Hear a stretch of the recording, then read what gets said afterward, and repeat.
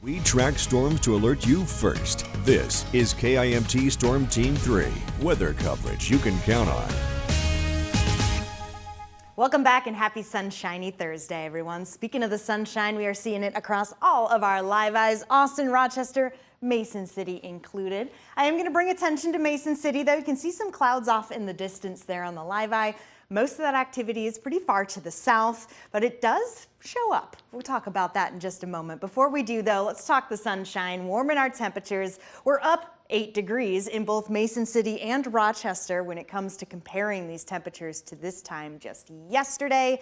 We're still right at freezing point in Rochester, 32 degrees. Mason City, a little warmer, currently at 35. We're seeing Owatonna warming up as well, 34 and 9-degree difference. Albert Lee and Austin, also warmer than yesterday, both right at the freezing point. Ultimately, we're going to see these temperatures go up a few more degrees over the course of the next several hours. It'd be nice if that 36 does tick up a little higher in places like Mason City, Charles City, further to the south. Most likely that will be the case, but this is still below the average. Normally we're in the mid to upper 40s this time of year, so I did have to include the below normal mark. As for tonight, mostly clear skies will be sticking with us and lows will fall back into the 20s as opposed to the teens where we started things out this morning. So yes, we are warming up. Spring is still most definitely here, but that doesn't mean we are not tracking some more cool downs on the way.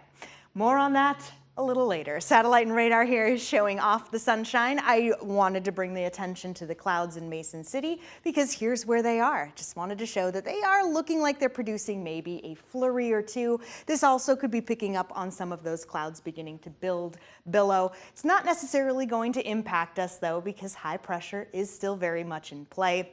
What this means is exactly what you're looking at. We're dry, we're sunny. The clouds are being kept further to the west, further to the east, but it's not going to just plant itself there. It will keep moving, and as it does, we will get some clouds. So take advantage of this sunshine while we've got it. If you do plan on going for a walk this afternoon, you're still going to need a coat. You're still going to need some gloves. Maybe just keep yourself warm, cover up your ears with a hat.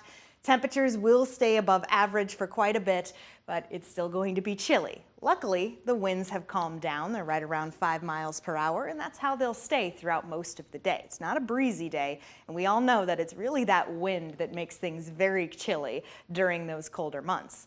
Pushing time forward here as we head into our Friday morning. Did want to note the clouds eventually do start to come back, and as they do, they bring a little moisture with them.